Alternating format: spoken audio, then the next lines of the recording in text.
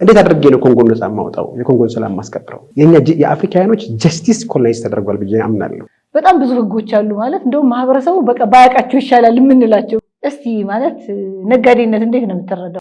የራሳችንን ችግር እኛ አፍሪካውያን ራሳችንን እንድንፈታ የሚያደርግ ስርዓት ነው የመጣሁት ማለት ነው። ሐሳብ ይዤ ነው የመጣሁት። ለኮንጎ መዋል አለበት ስላለ ብቻ በቀኝ ገዢዎች አማካኝነት ተይዞ ብዙ ሰዎች በጥቁር የተገደሉ ይመስላቸዋል።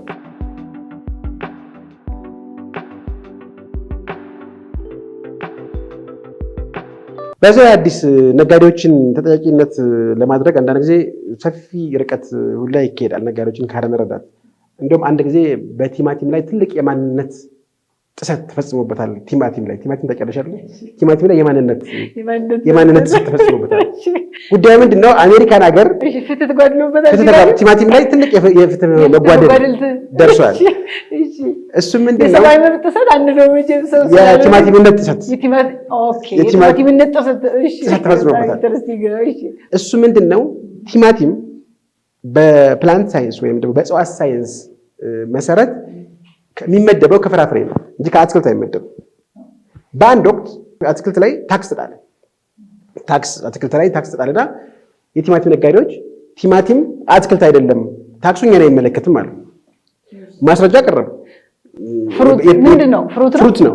ምክንያቱም በፕላንት ሳይንስ ህግ ወይም በእጽዋት ሳይንስ ህግ አንድ ፍራፍሬ ለመባል 3 ነገሮችን ነው ማለት የሚጠበቅበት። እሱም ከአበባ መገኘት፣ ፍሬ መኖር፣ ፍሬ ውስጥ ዘሮች መገኘት ነው። እሱ ከሆነ ፍሩት ነው የሚባለው።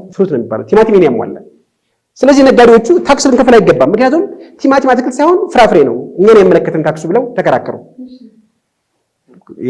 የፕላንት ሳይንስ ምሁራኖችም ይህን ያረጋገጡላቸው። ነገር ግን ፍርድ ቤት የቲማቲም ነጋዴዎችን ታክስ ለማስከፈል ሲባል በቲማቲም ላይ የማንነት ጥሰት ተፈጽሞ ከፍራፍሬነት ወደ አትክልትነት እንዲመደብ ተደርጓል አሜሪካ ውስጥ። እና ፍትህ ለቲማቲም ሊሰጠው ይገባል። በዚህ አጋጣሚ ይሄን ይመስላል ማለት ነው። እንትን ማረጋገጫም ተሰጥቶ ፍሩት ነው ፍሩት ውስጥ መመደብ አለበትም ቢባል እንኳን ታክሱን ማኔጅ ለማድረግ ተብሎ ለታክሱ ሲባል ከፍራፍሬ የነበረን ወደ አትክልትነት እንዲመደብ ተደርጓል ቲማቲም። ስለዚህ አንዳንድ ጊዜ የምን ርቀት ነው የሚያሳየን ማሚያው ነጋዴዎች ታክስ ለማስከፈል የሚኬድበት ርቀት ነው እና ይሄ አንዳንድ ጊዜ ግን ነጋዴዎች መረዳት እንጂ እንደዚህ አይነት ሳይንሳዊ ጥሰት እየፈጸመች ነጋዴዎች ታክስ ማስከፈል ተገቢ አይደለም ብዬ ነው የማምነው። ስለዚህ ቲማቲም ወደ ፍራፍሬ መመደብ አለበት ከዚህ በኋላ ብዬ ነው የማምነው። በኢትዮጵያ ህግ እንዴት ነው አይደለም? ቲማቲም ምንድን ነው በኢትዮጵያ? አትክልት ነው የሚገኝበት ራሱ። አሁን አይ ቲንክ ቲማቲም አትክልት ውስጥ ነው ያለው፣ የምናገኘውበትም ቦታው አትክልት ጋር ነው እስቲ የተመደበው ማለት ነው። ስለዚህ እኛም የነሱን ወስደን ነው ፍትህ እያዛባንበት ያለው ቲማቲም ላይ ማለት ነው። ኦኬ፣ በጣም ኢንተረስቲንግ ነው። እኔ ማሚ አሁን ከዚህ የተረዳሁት ምንድነው በተቻለ መጠን የሆነ ነገር ማለት በተለይ መንግስታት ህጎችን ምናምን ሲያወጡ ኢቭን ማንነቱን እስከመቀየር የሚደርስ ሂደት ሳይንሳዊ የሆነውን ነገር ሁሉ ኢግኖር እስከማድረግ ደግሞ በተቻለ መጠን ህጎች ሲወጡ ሊተገበሩ በሚችሉበት መንገድ ደግሞ መውጣታቸው አሁን ቅድም እንዳልኩ ይሄ ለነጋዴ የምታወጣው ነጋዴውን ያማከለ፣ ለገበሬው ስታወጣው ገበሬውን ያማከለ፣ ለትምህርት ተቋማት ስታወጣ ያንን እዛ ኤሪያ ላይ መምህሩን፣ ተማሪውን፣ የትምህርት ቤት ባለቤቱን ያማከለ ቢሆንና በዛ ደረጃ ቢሆን የበለጠ ለመተግበር ቅርብ ይሆናል ማለት ነው። አንድ ግን እዚህ ጋር ሳላመሰግን የማላልፈው አሰራር ነበረ ከዚህ ቀደም በተለይ በደርግ ጊዜ ይተገበር ነበር። አሁንም አልፎ አልፎ ይተገበራል። ከግብር ተማኝ ኮሚቴዎች ውስጥ አንድ ነጋዴ ይመደባል። ይሄ በጣም መልካም አሰራር ነው እና መንግስት አንዳንድ ጊዜ እንደዚህ ሲያደርግ አሁን ብዙ ጊዜ የተገበሩትም ግን የሆነ ጊዜ እየተገበረ ነበር። የሆነ ጊዜ ስትሪንግ ኮሚቴ የሚባል ነበር። ስትሪንግ ኮሚቴ አንዱ ነጋዴ ነው ከገቢዎች ሰዎች። አሁን አንቺ ጋር ቀን ገቢ ግምት ሊገምቱ ሲወጡ አንድ ነጋዴ ይጨምራል። ከነጋዴ አንድ ኮሚቴ አንዱ ይቀላቅላል። ፌር ይሆናል። በተቻለ መጠን ፌር ለመሆን ጥረት ይደረጋል። ግን እንደ ኤሪያው ደግሞ ልዩነት አለ። አንድ ነጋዴ መጨመር ትክክል ነው፣ እንደ ነጋዴ እንዲያስቡ እድል ይሰጣቸዋል። ግን ኤሌክትሮኒክስ የሚነግድና አትክልት የሚነግደውን እኩል ለመገመት በጣም ይቸገራሉ። እኔ አጋጣሚ ሆኖ አቃቢ ጎኜ የእንደዚህ አይነት ስትሪንግ ኮሚቴ አባል ሆኜ አውቃለሁ እና አንዳንድ እቃዎችን በጣም የእንትንም አለ ማለት ዕውቀት ማጠር ግምት ሲጣልበት፣ ለምሳሌ አንተ ፒያሳ ሆነህ ወይም በጣም ሴንተር የሚባል ቦታ ምናምን ሆነህ ገበያ ላይ ኖርህ ይችላል። በጣም ዞር ያለ ቦታ ሆኖ ብዙ ማህበረሰብ የሚገኝበት ሆኖ ደግሞ ጥሩ ገበያ ያለህ ምናምን ሊሆን ይችላል። እና አንዳንድ ጊዜ እንደ ኤሪያዎቹ ሁኔታ እንደምታቀርበው የዕቃ አይነት አንዳንድ እቃዎቹ ራሱ በሆነ በበዓል ወቅት የሚሸጡ ወይ ሃይማኖታዊ ይዘት ያላቸው እንዲህ አይነት ምናምን ሊሆኑ ይችላሉ። ከዛ በተጨማሪ እንደው ነጋዴ ምናምን ብቻ ሳይሆን something ኤክስፐርቲዝ ያለው ኤሪያው ላይ ኤክስፐርቲዝ ያለው ሰው ደግሞ መጨመር የበለጠ መንግስትና ነጋዴው የተቀራረበና ፍትሃዊ እንዲሆን እድል ይፈጥራል የሚል ሐሳብ አለ። አቶ መሐመድ ሌላው እኔ እዚህ ላይ አንድ ማንሳት ያለብን ብዬ ማስበው ከታክስ ጋር በተያያዘ እንዳልኩ ብዙ ዓለም አቀፍ ደረጃ የምንሰማቸው በየሀገሩ ምናምን አሉ። እንደው ከዚህ ጋር ተያይዞ የምትነግረን ኤክስፒሪየንስ ካለ? አዎ ከታክስ ጋር በተያያዘ ታክስ እውቀት ይፈልጋል። አንዳንድ ጊዜ መልካም ብትሆኝ ታክስ ለመክፈል በርካታ ነገሮች የታክስ እውቀትን ይፈልጋል እና ኢንፍራስትራክቸሩ ጥሩ መሆንም አለበት ብዬሻለሁ። ዓለም ላይ በርካታ ታዋቂ ሰዎቻችን በታክስ ተከሰዋል። ለምሳሌ ማራዶና በታክስ ተከሶ ያውቃል። ሜሲ በታክስ ተከሶ ያውቃል። ፔሌ በዓለማችን ታዋቂ ወይም 3 ጊዜ የዓለም ዋንጫ ሻምፒዮን የነበረው ፔሌ ራሱ በታክስ ተከሳሽ ነበረ። በሌሎችም ወንጀሎች ስትሄጂ ታዋቂ ሰዎች ከዚህ አያመልጡም። ኢቭን ትራምፕን በታክስ የተከሰሰበት ሁኔታ አለ። ዶናልድ ትራምፕ እንደገና ስትወስጂ ደግሞ አንድ መከራከሪያ አድርገው ሲያነሱት የነበረ የታክስ እንትን ነበረው ምናምን የሚል ኢሹ ነበረው ብሎ ለፕሬዚደንሻል ኢሌክሽን። እንደገና ደግሞ ከዛ ቀጥለሽ ደግሞ ስትሄጂ መሐመድ አሊ ቦክሰኛው መሐመድ አሊ እንግዲህ የምናውቀው ነው። ሶኒ ሊስተንን በማሸነፍ የዓለም ከባድ ሚዛን ሻምፒዮን የሆነና 3 ጊዜ የዓለም ከባድ ሚዛን ሻምፒዮን የሆነ ነው መሐመድ አሊ ከሽክሌ ማለት ነው። በጆይ ፍሬዘር ጋር ያደረገው ፊሊፒን ላይ ያደረገው ቦክስ ጨዋታ በጣም ተጠቃሽ ነው። ከእንደገና ከጆርጅ ፎርማን ጋር ያደረገው ዛይር ላይ ያደረገው ጨዋታ ተጠቃሽ ነው። ስለዚህ መሐመድ አሊ ራሱ ቪየትናም ባለመዝመቱ 5 ዓመት እስርና $10,000 ተፈርዶበት ነበረ። ግን የእሱ ምክንያት ትክክል ነው የነበረውና አንድ ሶቨሬን ሀገር እንደመውረር ሃይማኖት የማይፈቅድም ሞራል የማይፈቅድልኝ የሚል ሀሳብ ነው ያለና ማንኛውም ሰው ከህግ ኤክስፒሪየንስ አያመልጥም። እና አንድ ሰው አውቆም ሆኖ ሳያውቀው የህግ ኤክስፒሪየንስ ሊያጋጥመው ይችላል። እና ሁላችንም ግን አዎ እናንተ ማስተማር አለባቸው ህጉን እንዲያውቅ በዘተ የማስተማር ስራ መስራት አለባቸው ማለት ነው። ተቋማትም ምናምን አሁን ግለሰቦች ታዋቂ ግለሰቦችም ሳይሆን ተቋማትም የሚከሰሱበትም እንትን ነበረ። አዎ እዚህ ጋር እንደውም አንድ ትልቅ ነጥብ ከዚህ በፊት አንድ ቦታ አንስቼዋለሁኝ። ቦይንግ ካምፓኒ ብዙ ክስ አለበት እንደነገርኳቸው። ክሱን በአጠቃላይ የአሜሪካ መንግስት ዲፌንድ ያደርግለታል። ለምን? የአሜሪካዊ ኩባንያ ስለሆነ እንዳይከስር። ምክንያቱም ትናንሽ ነጋዴዎች ነው ትላልቅ ነጋዴዎች አገር እንደሚያሳድጉ የሰለጠኑት ዓለማት ያውቃሉ። ስለዚህ እንዳይዘጉ ወይም በይቅርታ እንዲታለፉ ብዙ ጥረት ያደርጋሉ። ኢትዮጵያ ውስጥ ደብረ ዘይት ላይ የተከሰከሰ ቦይንግ አውሮፕላን ነበረ። እሱ አውሮፕላን ልክ ሲከሰከስ ወዲያውኑ ብላክ ቦክሱን ስጡን ላኩልን ያሉት ትራምፕ ነው። ቀጥታ ለእኛ ጠቅላይ ሚኒስትር የደወለው ይመስለኛል። ለእኛ ጠቅላይ ሚኒስትር መሰለኝ የደወለው እና ብቻ ደውሎ ቀጥታ ብላክ ቦክሱን ላኩልኝ ነው ያለው። ነገር ግን የኢትዮጵያ መንግስት ወደ ፈረንሳይ ነው መላክ ያለበት፣ ለምርመራ መላክ ያለበት እና ወደዛ መላክ ያለበት ብሎታል። ያን ያደረጉት ለምንድን ነው? ጥፋተኛ አይደለም ቦይንግ ብለው ካምፓኒያቸውን ፕሮቴክት ለማድረግ ነው። ከዚህ ትልቅ ነገር ልንማር ይገባል። እኛ ግን አንድ ትንሽ ጥፋት ብዙ ሰራተኛ ቀጥሮ የሚያሰራ ትልቅ ተቋም ጋር አንድ ትንሽ ችግር ካገኘንበት ወዲያው በሚዲያ ነው የምንናገረው። ያ ነጋዴ ከዓለም አቀፍ የንግድ ሽርኮቹ ጋር ይበላሻል፣ ጉድዊሉ ይበላሻል። ጨርሶ ጥሩ መልካም ዝና ይጠፋና በጣም ጥሩ የሆነ ጥሬ ዕቃ ማቅረብ የሚችለው ትልቁ ፋብሪካችን ለሀገራችን ገቢ የሚያስገባው ይዘጋል። እነሱ ግን የቦይንግን ጉድዊል ለመጠበቅ ፕሬዚዳንቱ ነው ቀጥታ ሲሳተፍበት የነበረ ጉዳይ ነው። እንዲያውም ከፓይለቶቹ ውስጥ በሉልኝ የሚል ብዙ ሳቦታጆች ላይ ይሰራል እና ስለዚህ ከዚህ የምንረዳው ምንድን ነው? የሀገራችን ነጋዴዎች ከትንሽ ሱቅ በደረቴ ጀምሮ የሚሰሩ ሀብቶቻችን ናቸው። ወንድሞቻችንን አገዘናቸው ሀገራችን ሊያሳድጉልን ቅፍ ደግፍ አድርገን ልንደግፋቸው ይገባል የሚል ሀሳብ አለ። በተቻለ መጠን ማህበራዊ እንትናቸው ሳይናጋ ትሪት መደረግ የሚችልበትን ነው። በትናንሽ ጥፋቶች ባናጋንንባቸው ያንን ታሳቢ ያደረገ የህግ እይታ ቢኖር የበለጠ ጥሩ ነው ላለ ግን እንደው ማለት ህጋው የሚያወጣውን ህግ አውጪውን ብቻ ሳይሆን እኔ ከዚህኛው ማህበረሰብስ ምን ይጠበቃል የሚለውን የተወሰነ ነገር ማየት ያለብን ይመስለኛል። ለምሳሌ ነጋዴውስ ምንድን ነው ማድረግ ያለበት? በተቻለ መጠን ህጋዊ ሲሆን ንግድ ፍቃድ ሲኖረው ደረሰኝ ፕሮፐርሊ ሲቆርጥ ፕሮፐር የሆነ ከባንኮች ጋር ግንኙነት ሲኖረው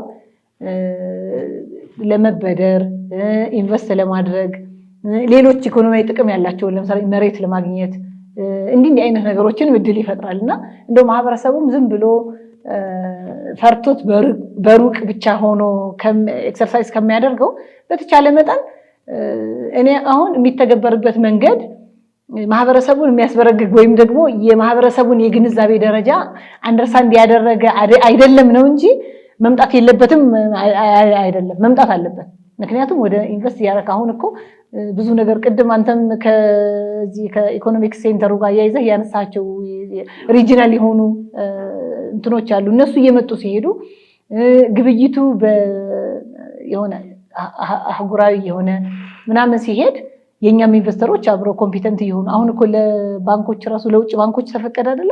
የውጭ ባንኮች ከኛ ጋር በጆይንት ቬንቸርም ሆነ በሌሎች አግባቦች የሚሰሩበት አሁን ካፒታል ማርኬትም መጣ። ኦልሞስት እንትኑ ባደገ ቴክኖሎጂው እያደገ አብረን በተቻለ መጠን እኛም እያደግን አጠቃቀማችን ኦንላይን እየሆነ ምናምን የሚሄድበትን አግባብ ስላለ ማህበረሰቡም ደግሞ ሰምዌር ቆሞ ሳይሆን መጠበቅ ያለበት አብሮ እየተራመደ ከጊዜውም ጋር መሄድ አለበት የሚል ሀሳብ አለኝ። እዚህ ላይ ደግሞ ያንተን ኤክስፒሪየንስ እንደው ምንድነው እንደ ማህበረሰብ የሚጠበቅበት የሚለውንም የተወሰነ ሀሳብ ብታነሳ ጥሩ ነው ማለት ነው። ነጋዴው የትምህርት የግብርን ጠቀሜታ መቼም ሁሉም ሰው ይረዳዋል ብዬ ነው የማምነው። ግን የመጫወቻ ሜዳው ደግሞ የሚያስኬድ መሆን አለበት። እኔ ብቻዬን ህጋዊ ልሆን አልችልም። ኢንፍራስትራክቸሩ ሙሉ መስተካከል አለበት። ዶላር እዛ ጋር ችግር አቃጡት የሆነ አስመጭ ሆነ ነገር ለኔ ያለደረሰኝ ከሸጠልኝ ይቸገራለሁ። ስለዚህ ያ የመጫወቻ ሜዳ ውስጥ ከተስተካከለ እና ነጋዴው ደግሞ የግንዛቤ ማስጨበጥ ስራ ነጋዴው ጋር ቢሰራ ያው ሀገር እድገት በቀጥታ ተጠቃሚዎች እንደሚያደርገን ሁሉም ሰው ከተገነዘበ አሁን ልንደርስበት ያሰብነውን የሀገር እድገት ማስመዝገብ ይቻላል ብዬ ነው የማምነው። ቅድም ስታነሳ ምናልባት ቦታው ስላልሆነ እስኪ በኋላ እንመለስበታለን ብያለሁ። እሱም ፓርት ፍልስጤሞቹ እኮ የጥቁር ዘር ስላለባቸው ነው። የተለያዩ አሜሪካም ኮሎምቢያ ምናምን ጥቁር በመሆናቸው ብዙ እስረኞች ብዙ ነገር ይደርስባቸዋል የሚል ሀሳብ አንስታ ነበር። ምን ማለት ነው? ምንድን ነው ማለት? ለምን ኢንተረስት አደረብህ? እስኪ ይሄን በተመለከተ ምንድን ነው ያለ ሀሳብ? እስኪ እሱ ንገረኝ። ያለኝ ሀሳብ ነጮች ለነጭ ይከራከራሉ። ነጮች የነጭ መብት ሲነካ እንደነገርኩሽ ዚምባብዌያን ውስጥ 80% መሬታቸውን ይዞባቸው ነጮች እኩል እንከፋፈል ስላሉ ብቻ ዓለም ነው ማዕቀብ የጣለባቸው። ስለዚህ የነጯ ልጅ ለነጭ ሲሰራ የጥቁሯ ልጅ እኔ ለምንድን ለጥቁር ይባል ሰራው? የጥቁር እናት ስታለቅስ የጥቁር ሕፃን ሲያለቅስ እኔ ለምን አልከራከርለትም የሚል ሀሳብ ነው ያለኝ። አንድ ምሳሌ ልንገርሽ በጣም የሚገርም። ይሄ ታዲያ ዘረኝነት አይሆንም? አንተ ለጥቁር ብቻ የምትከራከር ወይስ ለሰው እነሱ ነው ለነጮቹ ከቆሙ እኔ ለጥቁር መቆም አለብኝ ነው ወይስ ለሰው ዘር በሙሉ መቆም አለብኝ? ለሰው ዘር በሙሉ መቆም እንደተጠበቀ ሆኖ በጣም እየተበደለ ያለው የጥቁር ዘር ነው። በአሁኑ ሰዓት በቦምብ ጋዛ ውስጥ በቦምብ እየተደበደበ ያለው ፍልስጤማውያን የጥቁር ደም ስላለባቸው የአጋር ወይም የሐጀር ልጅ የእስማኤል ዘር ስለሆኑ ነው። ሐጀር አፍሪካዊ ነች፣ ግብፃዊት ነች። እንደ ካርል ሪቻርድ የሚባል ጀርመናዊ አጥኚ ዘ ፋዘር ኦፍ ኢጂፕቶሎጂ ይሉታል፣ ጀርመናዊ ነው። በሱ ጥናት መሰረት በሐጀር ዘመን የነበሩ ወይም ደግሞ አንሸንት ኢጂፕሽንስ ጥንታዊ ግብፃውያን ጠይቦች ናቸው፣ ኢትዮጵያኖችን ነው የሚመስሉት። ከዛ የጥቁር ጥላቻ የመጣ ነው ዛሬ ጋዛውያን የሚጨፈጨፉ ያለ ጥቁርን ከመጥላት ውጤት ነው። የእስማኤል ልጅ የባሪያይቷ ልጅ እየተባሉ ነው የሚጨፈጨፉት፣ እስማኤል እየተባሉ ነው የሚጨፈጨፉት።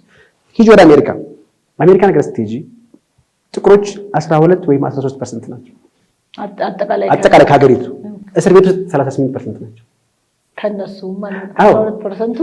እስር ቤት 38% ናቸው። ነጮች 58% አካባቢ ናቸው። እስር ቤት ስትሄጂ 30% ነው የምታገኛቸው። ስለዚህ 3 እጥፍ ገደማ ጥቁሮች 12% ሆነው እስር ቤት 38% ናቸው። ማለት ጥቁሮች ላይ ያነጣጠረ ድሃ እንዲሆኑ ወንጀል ቪክቲም እንዲሆኑ ወይም ብዙ እንዲፈረድባቸው የሚያደርግ አሰራር አለ ማለት ነው። የጥቁር ዘር ኋላ ቀር ሆነን አይደለም። እንደውም ጥቁሮች አስተሳሰባቸው ኋላ ቀር ስለሆነ ወደ ኋላ የቀሩት ብለው አይደንቲቲያችንን ማንነታችንን እንድንጠላ አድርገውናል። ለዚያ ነው ኦባማ የጥቁር ፕሬዚዳንት ሆኖ አሜሪካ ውስጥ ነገር ግን አፍሪካን ሊቢያን ተረጋግታ የበለጸገችዋን ሊቢያን ሲያስደበድብ የነበረው። እኔ ከዚህ በፊትም ተናግሬያለሁ። ኦባማ በጥቁር ቆዳ ውስጥ ያለ ነጭ ነው ብዬ ተናግሬያለሁ። ስለዚህ በአሜሪካም ያሉት በጃማይካም በሳውዝ አፍሪካም በሚድል ኢስትም ያሉት የጥቁር ደም አለባቸው ተብሎ መከራቸውን ለሚበሉ ሰዎች የኛ የባህላዊ የሽምግልና ስርዓት ተግባር ላይ ሲውል እነሱ አካባቢ ሰላም ይሆንላቸዋል። ሰላም ከሆነላቸው ከነጮች እኩል እስር ቤት ውስጥ ያላቸው የእስረኛ መጠን ይቀንሳል። ሚድል ኢስት እየሞቱ ያሉ የጥቁር ደም አለባቸው የሚባሉ አረቦች በዛው አረብ ማለት በረሃኛ ማለት ነው። የጥቁር ደም አለባቸው እስማኤል ዘር ናቸው ይሻሉ። እነሱ ጋር ያለው ግድያ ቀንሶ ከሰው እኩል መኖር እንችላለን የሚል ሐሳብ ኖረኛው ማለት ነው። በቀጣይ ሌላ መጻጸር ጋር ለማሳደሽ የምፈልገው ነገር አለ። ሌላ ሰው እነዚህ አሁን ጋዛ ጥቁር አሜሪካኖች ብዙ ወንጀል ሰርተው ምንም ወንጀል ሳይሰሩ እድሜ ልክ ይፈረድባቸዋል። ብዙ መከራቸውን ይበላሉ። እስር ቤት ውስጥ የሚደረገው ግፍ ጓንታናሞ ቤይ እንድታነሺ ጓንታናሞ ቤይ ውስጥ አንድ ሰው ለ10 ቀን እንዳይተኛ አቁመው ሲተኛ እየደበደቡ ቀዝቃዛ ውሃ እየደፉ 10 ቀን በጉዳ ያቆሙታል። እንደገና እነዚህ ሃይማኖተኛ የሆኑ ሙስሊሞችን ሴቶቹን በወንዶች ራቆታቸውን አድርገው አጸያፊ ድርጊት በማድረግ ወንዶችን እንደዚህ በሴቶች ራቆታቸውን አድርገው አጸያፊ ነገሮችን በማድረግ ይቀጧቸዋል። ቁርአን ፊታቸው ላይ በመቅደድ በማቃጠል ቆሻሻ ላይ በማስነካት አቢዝ ያደርጓቸዋል። ይሄ ጓንታናሞ ቤይ ላይ ማለት ነው። አንዲት ሰልጥኛለሁ ከምትል ሀገር የማይጠበቅ ነገር ሲደረግባቸው የነበሩት እነዚህ ሰዎች በአብዛኛዎቹ ጥቁሮች ወይም የሚድል ኢስት የጥቁር ዘር የሚድል ኢስት አባል በመሆናቸው ስለሆነ ይሄ ነገር የሚፈጸምባቸውና ለዚህ እስከ መቼ ነው ዝም የምንለው እንዴ? እነዚህ እኮ መሪዎች ትክክል ነው የሚሰሩት ብለን አሜሪካን የሚመሩ ወይም ደግሞ አውሮፓን የሚመሩ ወይም ደግሞ እስራኤል የሚመሩ ሰዎች እኮ ስትመለከቺ ቤተሰባቸው መምራት የማይችሉ ሰዎች እኮ ናቸው። ትራምፕ እኮ 3 ጊዜ ሚስቱን ፈቷል። 3 ጊዜ ትዳሩን የፈታ ሰው ነው። አንድ ጊዜ ሊያጋጥምሽ ይችላል። ቢንያሚን ኔታንያሁ 3 ጊዜ ትዳሩን መምራት ያቀቶት 3 ጊዜ ያገባ ሰው ነው ቢንያሚን ኔታንያሁ። ትራምፕ 6 ጊዜ ባንክራፕት ሆኗል። ቢዝነስ ይችላል ብለው ነው አይደል አሁን ታሪክ ምናምን ስትል ዝም የሚል ይሄ ሰው ከአባቱ የወረሰውን ገንዘብ ወይም ደግሞ ከፖለቲከኞች ከሆነ ያገኘውን ገንዘብ እኮ 6 ጊዜ ባንክራፕት ሊሆነ ሰው ነው። ስለዚህ እነዚህ ሰዎች የሚያደርጓቸውን ዓለም ላይ የሚያደርጓቸው ጉዳቶች ህፃናቶችን እንዳይጎዳ፣ ሴቶችን እንዳይጎዳ፣ ጥቁሮችን እንዳይጎዳ፣ የጥቁር ዘርን እንዳይጎዳ፣ የሰው ልጅን እንዳይጎዳ ሁላችንም የበኩላችን አስተዋጽኦ ልናበረክት ይገባል ብዬ አምናለሁ። ማሜ ከዚህ ጋር ተያይዞ እንደው የተወሰኑ ሳምፕሎችን ለማንሳት በጣም እንደዚህ አይነት እንትን አሰቃቂ የሆኑ እንትን የሚፈጸምባቸው ሀገሮች አሉ። ብዙ እንደው እንትኖችን ጎግል ብናረግ ለምሳሌ ቬንዙዌላ አለ። ቬንዙዌላ የሚያደርጓቸው ምንድነው 4000 ሰው 400 እስረኞችን 400 ሰው በሚይዝ ቦታ አድርገው ይሄ በጣም ሳፎኬትድ በሆነ ሁኔታ ውስጥ ነው ራሳቸው እንዲያጡ ሕክምና ምናምን በጽዳት ችግር እንግዲህ ያስበዋል። በቃ ማለት ለመራመድ እንኳን የሆነ ስፔስ በሌለበት ሁኔታ ተፋፍነው እንዲሞቱ የሚያደርግበት እንትን አለ። ቱርክም እንዲህ አይነት እስር ቤት አላት።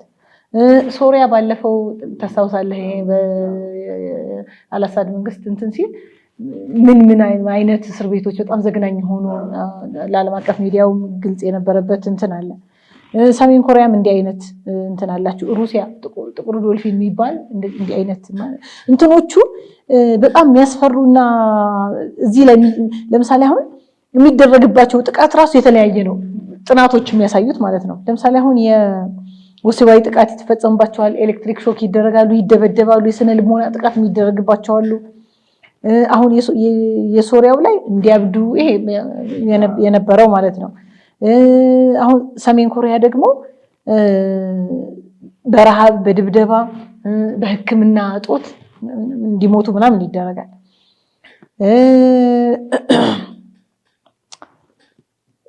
ለምሳሌ አሁን የሩሲያ ደግሞ እንትናቸው ኦልሞስት 24 ሃወር እንግዲህ 24 ሃወር ለሆኑ ቀናት ተሸፍነው ነው እንትን እንዲደረጉ የሚደረገው። እያንዳንዱን እንትን ስታየው በጣም ፔንፉል ነው። ኢቭን አሜሪካ ከጓንታናሞ በተጨማሪ ሌሎች እንትኖችም አሉ። በጣም ቀዝቃዛ የሆኑ እንትን የሚደረግባቸው ሰዎች አሁን ለምሳሌ የወሲብ ጥቃት እንዲፈጸምባቸው የሚደረጉ በተመሳሳይ ጾታ ሊሆን ይችላል፣ በተቃራኒ ጾታ ሊሆን ይችላል። ማለት የገቡበት እንትን ይለየዋል። ይሄ የገባው በፖለቲካል ኬዝ ነው፣ የገባው በሽብር ኬዝ ነው ምናምን የሚሉት ራሱ እንትኖቹ ላይ ስታያቸው በሽብር የገቡትን በዚህ መንገድ ነው የሚቀጡት።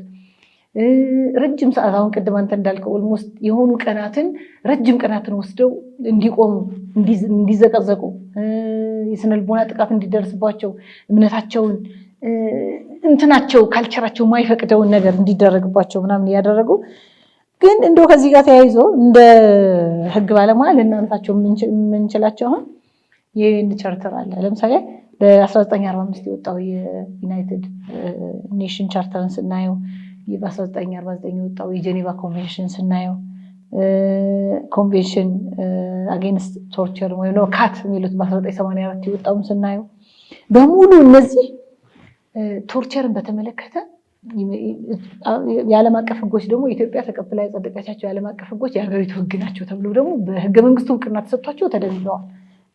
በምን መንገድ መፈጸም አለባቸው የሚለው ሁሉ ማለት ነው። እና እኛ ሀገር በዛ ሌብል አለ የለም እንግዲህ ልናወራው እንችላለን። ነገር ግን እንትኖቹ ህጎቹ የሚሉት ይሄን ነው።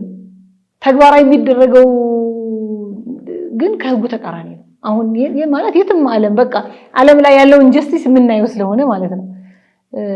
እንደው ምንድን ነው ያለህ እስኪ እንደው እዚህ ላይ ያለህን ያንተን ምልከታ እንድትነግረኝ ነው።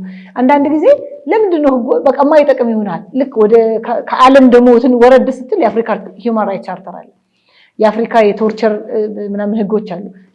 ከአፍሪካ ደግሞ ስትወርድ የኢትዮጵያ ደግሞ የራሷ ህጎች አሉ፣ የሰብአዊ መብትን በተመለከተ ማለት በቃ ምንም ለድርድር የማይቀርቡ ተብለው ህገ መንግስቱ ላይ ሌሎች ህጎች ላይ ምናምን ገና ከፕሪያምብሉ ነው የሚጀምረው። በቃ ዓለም አቀፍ እንትኖችም ለማጣጣም በማሰብ የሰብአዊ መብቶች እንዲጠበቁ በማሰብ ይሄንን ማውጣት ራሱ ፕሪያምብሉን ስትገባ እንደዛ ነው የሚለውና ግን ፕራክቲሱ እና ህጎቹ ማልጣጣም ይለናል፣ ፕራክቲሱ ሌላ ይሆናል። እንደው እዚህ ላይ ምንድነው እንደው ያንተ ምልከታ ምንድነው የሚለውን አዲስ እዚህ ጋር ምን መሰለሽ ነገርሽ ባይ ዘ ወይ አሁን ምሳሌ ጋዛ ውስጥ ህፃናቶች ከ1000 በላይ ህፃናቶች ለበርካታ ዓመታት ለእስር ይዳረጋሉ። ሲወጡ ሙስ በሽተኛ ነው የሚወጡ። እንደውም በአሁኑ ሰዓት በእስራኤል እስረኛ ከመሆን የሐማስ ሆስቴጅ መሆን ይሻላል። የሐማስ ሆስቴጆች ሲለቀቁ በሚዲያ እንደዛ አሸባሪ ናቸው የሚባሉት ሰዎች እንኳን ሲለቀቁ ያማረባቸው ሰዎች ነው የሚለቁት። ሌላ አንድ ነገር ልንገርሽ፣ እንደዛ ህፃናቶች እየተገደሉ ብዙ ሰዎች 45 ሰው እየተጨፈጨፈ በሚድል ኢስት ላይ የምታየው በጋዛ ላይ እየተጨፈጨፉ ንጹሃን በሚጨፈጨፉት ላይ በአንድ ወቅት ምን ሀፕን አድርጓል መሰለሽ? በአንድ ወቅት 500 ፖሊስ፣ 12 አቃቤ ህግ፣ ከ12 በላይ ዳኛዎችን የገደለ ሰው እና ከ3000 በላይ ንጹሃን ሰዎችን የገደለ ሰው ስዊንግ ፑል ባለው እስር ቤት፣ ቴኒስ ኮርት ባለው እስር ቤት፣ መዋኛ ባለው እስር ቤት ውስጥ ብዙ ፋሲሊቲ ባለው እስር ቤት ውስጥ እንዲታሰር የሆነበትን አጋጣሚ አንስቼ ማለት ፈልጋለሁ። ለምን እዚህ ጋር ቅድም እንዳልሽው 4000 እስረኞች 400 እስረኛ ባለበት እስር ቤት በሚታሰሩበት ዓለም ውስጥ እስር ቤት ውስጥ ከፍተኛ ቶርቸር እንደነገርኩሽ ለሳምንት እንቅልፍ እንዳይወስዳቸው እየተደረጉ ጓንታናሞ ላይ በተለይ የሚድል ኢስት ሙስሊሞች ላይ እንደዛ ይደረጋል ብዬሻለሁ። በጣም ብዙ አሰቃቂ ነገሮች በሚፈጸሙበት ዓለም ላይ ከ3000 በላይ ሰዎችን ገድሎ 12 አቃቤ ህግ፣ 12 ዳኛ፣ 500 ፖሊስ የገደለ ሰው የታሰረው በላይ እስር ቤት ውስጥ ነው። ስዊንግ ፑል ያለው፣ ቴኒስ ኮርት ያለው፣ ጃኩዚ ያለው በጣም ሰፊ የሆነና የሚያምር እስር ቤት ውስጥ እንዲታሰር ሆኗል። ማን መሰለሽ? እሱ ፓብሎ እስኮባር ይባላል። የኮሎምቢያ የኮኬን ኪንግ ነው። ኪንግ ኦፍ ኮኬን ይባላል። እና እሱ ሀብቱ እስከ 60 ቢሊዮን የሚጠጋ ሀብት አለው። ባይዞይ ገንዘቡን ብቻ የሚያስርበት ላስቲክ ረበር ባንድ ይባላል በእንግሊዝኛ። ላስቲክ አለቻለ ሴቶች ጸጉራቸውን የሚያስይዙባት ለእሷ ብቻ ብሩን የሚያስርበት በወር $2500 ያወጣል። ብሩን ለሚያስርበት አንድ ጊዜ ልጁ በረዳትና $2 ሚሊዮን አቃጥሎ አምቋታል። ልጁ በርዷል። ይህ ዋርሎርድ የታሰረው በዛ ጃኩዚ ያለው ስፕሪንግ ፑል ያለው ትልቅ እስር ቤት ውስጥ ታስሮ በጣም የገርምሽ ነገር ግን ከአንድ ዓመት በኋላ አመለጠ ከዛ እስር ቤት ውስጥ። ከዛ እስር ቤት ሰውን ለመግባት የምንመኘው እስር ቤት እኮ ነው። ግን ከዛ እስር ቤት ራሱ አምልጧል ከአንድ ዓመት በኋላ ፓብሎ እስኮባር። በኮሎምቢያ ታሪክ ባይዘ ወይ ሁለቱ እስኮባሮች ዓለም ያስታውሳቸዋል። ከኮሎምቢያ አንደኛው አንድሬስ እስኮባር እና ፓብሎ እስኮባር ናቸው። አንድሬስ እስኮባር ኳስ ተጫዋች ነው፣ ዲፌንደር፣ የኮሎምቢያ ብሔራዊ ቡድን ተከላካይ ነው። እራሱ ላይ ጎል አስቆጥሮ በኋላ ላይ በእነዚህ በአንድ ጋርድ ነው እነዚህ ሀሻ ዘዋሪ ጋርድ የሆነ ሰው ገድሎታል በጥይት ጎል እያለ ሹት አድርጎታል ከናይት ክለብ ተዝናንቶ ሲወጣ። ይህንን ያደረገው ይሄኛው እስኮባር ራስ ላይ ጎል አስገብቶ ሲገደል ያኛው 3500 ሰዎችን ኢንክሉዲንግ ዳኞችን፣ አቃቤ ሕጎችን፣ 500 ፖሊሶችን ገድሎ ስዊንግ ፑል ጃኩዚ ባለው ስለ ተሳሰርበት አጋጣሚ ፋይናሊ ምን ሰው እንደው ማለት እስቲ እኔም እዚሁ በጨረሻው ሰብቼው ልኝ ፓብሎ እስኮባር መጨረሻ ላይ ተገድሏል። መጨረሻ ላይ ያው አምልጦ ከእስር ቤት ወደ ጥቂት ዓመታት ውስጥ ሞቷል፣ ተገድሏል። ፓብሎ ኤስኮባር ግን ዓለም ያስታውሰዋል ታሪኩን። ማለት ኢኮኖሚያ መንግስት ምንድነው የሰጠው ጀስቲስ እሱ እዚህም እዛም ይሰማል። ከድራግ ጋር ሲነሳ ሮስሙ የሚነሳ ለምንድነው ኢኮኖሚያ መንግስት ያለው በቃ ሰላም ለመፍጠር እና እሱ እጁን እንዲሰጥ ለማግባባት ነው። በጣም ለግጀሪ በሆነ እስር ቤት ውስጥ እንዲታሰር የፈቀደለት ነው የሚሉት። ግን 3 ዓመት ተገደዘው ኢዛት ፌር ግን እንደው ሌሎቹን አሁን በዚህ አይነት የሆነ የማሰቃየት እንትን ውስጥ እያለፉ ባይዳው ህጉ ምንድነው መሰለህ የሚለው በተለይ እስር ቤቶችን በተመለከተ ብዙ ህጎች አሻሚ አይደሉም። ራሱ የኛን ሀገር ህግ ጨምሮ ማለት ነው። ደህንነቱ የተጠበቀ ቅድም ህገ መንግስቱ ላይ ምናምን የተጠቀሱ አሉ ብያለሁና ደህንነቱ የተጠበቀ ሰብአዊነታቸውን በሚጠብቅ መንገድ ንጹህ የሆነ በደንብ አየር የሚገባበትና የሚወጣበት ብርሃን ያለው ጠባቂዎቹና ታሳሪዎችን ኮሚኒኬት ለማድረግ የሚያስችል ሁኔታ ያለው ነው እንትኑን ስታየው ማለት ነው። ከነበሩበት የአእምሮም ይሁን የሱስ ወይም ደግሞ የወንጀል ድርጊት እንዲወጡ የሚያደርግ ድርጊቶችን የሚፈጽሙበትን ሁኔታ መፍጠር። ምክንያቱም እነዚህን ሰዎች በተለይ ሰዎች በብዛት በወንጀል ነው የሚታሰሩት እንጂ በፍትሐ ብሔርም ሊታሰሩ ይችላሉ። ቀለብ አልቆረጥክም ተብሎ እኮ ለ6 ወር ወይ ችሎት ደፍረሃል ተብሎ ለ6 ወር ምናምን የሚታሰሩ ሰዎች አሉ። ያ ግን እዛ ሲታሰር የሆነ እርማት ወስዶ ተምሮ ወደ መልካም በተለይ አሁን ወንጀል ፈጽሞ የሚገቡትን በተመለከተ መልካም የሆነ ስነ ምግባር ይዞ ወደ ማህበረሰቡ እንዲቀላቀል ነው ዓላማው ማለት ነው። የህጉ ዓላማው ያ ነው። ነገር ግን አብዛኛዎቹ እንትኖች ከዚህ በተቃራኒ ናቸው የሚሆኑት። ለምሳሌ ጨለማ ቤት እንዲሆኑ ይደረጋል። ከጠበቆችና ከሃይማኖት አባቶቻቸው ጋር እንዳይገናኙ ይደረጋል። እምነታቸውን እንዳይተገብሩ ምናምን ይደረጋል። እንዲህ አይነት አብዛኛዎቹ እንደውም አንድ ነገር ሰምቼ ነበር። ጋድ ራሱ እኮ በሽብር ተከሶ ነበር የሚል ማለት ነው። ሽብር ማለት በሽብር የሚከሷቸውን ነው በብዛት እንዲህ አይነት የማሰቃየት ወይም ደግሞ የፖለቲካ እስረኞች የሚሏቸውን ነው። እንዲህ አይነት መጀመሪያም ከፍርድ በፊትም እንግዲህ ማረሚያ ቤቶች ከስማቸው ራሱ የምትረዳው ማረም፣ ማስተማር ወይ ደግሞ እውቀት ጨምረው ክህሎት አግኝተው ይላል ራሱ ማለት በተቻለ መጠን እንደ አገሪቱ በሚፈቅደው ኢኮኖሚ መጠን ተገቢውን ምግብ ማዘጋጀት፣ ንጽህና የተጠበቀ ክፍል መስጠት፣ ትምህርት እንዲያገኙ ማድረግ፣ የሆነ ደግሞ ክህሎት ይዘው እንዲወጡ ማድረግና ማህበረሰቡ ጋር በሰላም እንዲቀላቀሉ ማድረግ ነው እንትኑ ማለት ነው። ግን ከዛ በተቃራኒ ነው። ስለዚህ እንደውም በሽብር ጋድም ተከሶ ነበር። እስቲ እሱን ነጥብ ብታነሳው ደስ ይለኛል። አዎ በአሜሪካን ሀገር አምላክ ጋድ ወይም አላህ ወይም እግዚአብሔር የምንለው በተለያየ እምነት የሚጠራውን ይህን አምላክ በሽብር ተከሶ ነበር። የሚስተር ቻምበር የሚባል ናባራስካ የምትባል ስቴት ሴናተር ነው እና ምንድን የከሰሰው በሽብር የተከሰሰው በተፈጥሮ አደጋ ለሚሞቱ በመሬት መንቀጥቀጥ ወዘተ ሰዎች በሀዘን ወዘተ ለሚጋለጡበት አምላክ መከሰስ አለበት ብሎ ፍርድ ቤት ክሱን አቅርቦ ከሳሽ ሚስተር ቻምበር የናባራስካ ስቴት ሴናተር ሆኖ ተከሳሽ አምላክ ነው ወይም ተከሳሽ ነበረ። ግን ተከሳሽ መጥሪያውን መጥቶ መውሰድ አልቻለም ወይም ደግሞ አድራሻው ሊታወቅ አልቻለም ተብሎ ነው ክሱ የተዘጋው። እና አሜሪካኖች ሙስሊሞች ነው በሽብር የተከሱ አይገርምም። አምላክን ወይም አላህን ወይም እግዚአብሔር የሚባለውን በተለያየ እምነት የሚጠራውን አካል በሽብርተኝነት ከሰው ነበር ማለት ነው።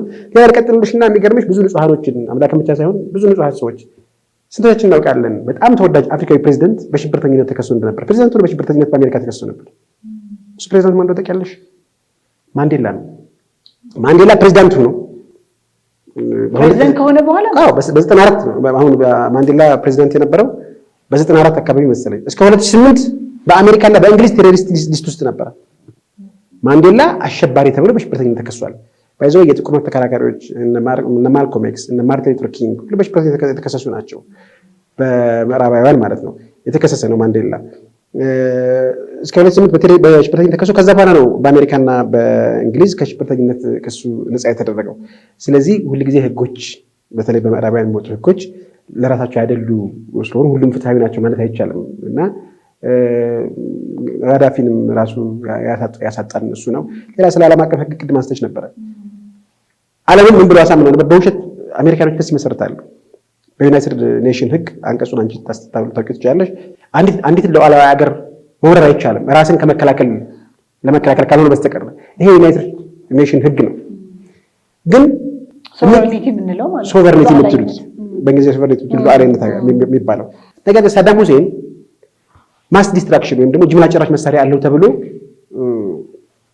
እንዲወረድ ተደርጓል።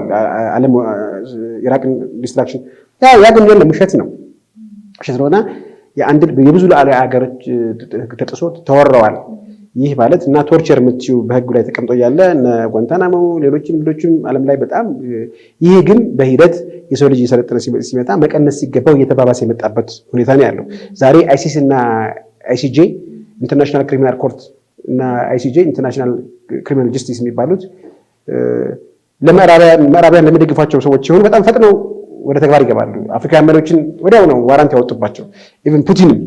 ነገር ግን በጋዛ ጭፍጨፋ ያደረሱ ሰዎች ግን ምን ያክል ዳተኛ ይሁን እንደሆነ የምናየው ነገር ነው እና ህጎች ሲተገበሩ በጣም አፈጻጸማቸው እና በጣም የሚያሳዝንበት ሁኔታ አለ። አብዛኛውን ሰው ሌላ ዜጋ ያሳግጥልሽ የምፈልገው ማንዴላ በሽብርተኝነት ተከሶ ሂትለር የሰላም ኖቤል እጩ ነበር በአንድ ወቅት በአውሮፓውያን። ይሄ ሁላችሁም ጉግል አድርጋችሁ ወይም ቻትጂፒቲ እና ዲፕሲክ ላይ የምታዩት ነገር ነውና መረጃው ማየት ትችላላችሁ። እና አንዳንድ ጊዜ ከነሱ ጥቅም ጋር ከሄደ ምንም ከማድረግ ወደ ኋላ ነው። ስለዛ ነው አፍሪካዊ ጀስቲስ ሲስተም ያስፈልገናል። ጀስቲስ ሲስተምም ኢኮኖሚካል ኢምፓወርመንት ያስፈልጋል። ሁሉ ነገር እያለን ኢኮኖሚካሊ የተሻለን ባለመሆናችን ምክንያት እንደፈለጉ ኢንጀስቲሱን እያመጡ ሊጭኑብን አይገባም ነው። ከዚህ አንዳንድ ጊዜ ማህበረሰቡ በሞራል በጣም ዝቅታ ላይ ሲሆን ማለት እምነት ሳይኖረው ይሄ የድራግ ምናምኑ ነገር ወይም ደግሞ ዘመናዊነቱ ምናምን ወይም ደግሞ ዘመናዊነቱን ሮንግሊ መረዳቱ በጣም ዝቅታ ላይ እንዲሆን ያደረገው ይመስለኛል። ለምሳሌ ምናልባት ይሄ ከሰብአዊ መብት ከምናምን አንፃር ተቀባይነት የለውም። እንደ ሌገል ሰው እኔም በዚህ መንገድ ትሪት መደረግ አለበት ብዬ አላምንም። አሁን ይሄ ኤልሳልቫዶር ላይ የተደረገው ማለት ነው። አብዛኛዎቹ ይሄ ታቶ ያላቸው ድራግ ዲለሮች ወይም ደግሞ ይሄ ምንድነው ምጽ አዘዋዋሪዎች ምናምን ናቸው እና በቃ ሀገር ሲያምሱ ነበረ። ልክ ፕሬዚደንቱ ሲቀየር ወስዶ በሙሉ ማረሚያ ቤት አደረጋቸው። ልብስ ከላይ አይተው ከሆነ አይለብሱም። በሙሉ ይሄ ንቅሳት ሙሉ ሰውነታቸው ንቅሳት ያላቸው ናቸው። በቃችን እንትናቸው ፕራይቬት ፓርታቸውን ብቻ የሚሸፍን ነገር ብቻ ነው የሚያለብሷቸው። እግራቸው በሰንሰለት አለው። እጃቸው በሰንሰለት የታሰረ ነው። ይሄ እንግዲህ ከቅድም ስጠቅስልህ ከነበሩት የሰብአዊ መብት ህጎች ምናምን አንፃር ክልክል ነው። ግን እንደው ምን ማለት በምን መንገድ እንትኑን ደግሞ ስታስበው በምን መንገድ ነበር ትሪት መደረግ ያለበት? ምኑ ነው እንደው ለሞራል ለሃይማኖት ሩቅ መሆናቸው ይሄን ፈጠረ ወይ ምንድን ነበር? እንደው የተወሰነ ነገር እዚህ ላይ ሀሳብ ብንሰጥ ምንድነው? አሁን አንዳንድ አገር ላይ በዓለም አቀፍ ደረጃ ስትመለከቺ የተጠራቀመ የቤት ስራ ሳይሰሩ ቆይተው በአንድ ወቅት ለመፈጸም ሲሞክሩ ብዙ ጊዜ ሰብአዊ መብት ጥሰት በዘመቻ የሚሰሩ ነገሮች ላይ ይታያል። ለምሳሌ ኤልሳልቫዶር ላይ ብትመለከቺ ኤልሳልቫዶር አሁን በቅርቡ በአንድ ወቅት ላይ በሰማሁት ዜና መሰረት $100 ሚሊዮን የሚያወጣ ኮኬን ወይም ድረግ ይዘዋል። በአንድ ወቅት በመርከብ ወደ ኤልሳልቫዶር ሲገባ የኤልሳልቫዶር ኔቪዎች ወይም ደግሞ ባህር ኃይሎች ይዘዋል። ከዚህ ቀደም ግን ይሄን ሲያደርጉት አልነበረም ለረዥም ጊዜ። ያ ተጠራቅሞ ማህበረሰብን አበላሽቶ ብዙ የጋንግስተር ተፈጥሯል። ጋንግስተሮቹ የራሳቸው አርማ አላቸው። ሰውነታቸው ላይ በታቱ ይነቀሱታል። የጋንግስተር አርማቸው ብዙ ወንጀሎች ይፈጽሙ ነበር። እነሱም በዘመቻ ሲያዝ በመሀል ንጹህም አብሮ ይገባል። እንደገና ደግሞ ገና ምንም ልምድ የሌለው በጣም ልምድ ካለው ወንጀለኛ ጋር ሲታሰር ወንጀል ተምሮ የሚወጣበትም በየትኛውም ሁኔታ ውስጥ ሆነሽ ሰብአዊ መብት እና ፌርነስን መከተል ይገባናል። ሌላ ለምሳሌ ታይላንድን ብትወስጂ ከዚህ ቀደም መንግስት ይከተል የነበረው የሴተኛ አዳሪነት ወይም ደግሞ የፕሮስቲቱሽን ስራ ገንዘብ እስካስገባ ለሀገር ድረስ ያበረታተው የነበረ ነው። በአንድ ወቅት እንደውም በሀገር ደረጃ በአንድ ወቅት እንደውም ሂጃብን ክልከላ ያደርጉ ነበረ።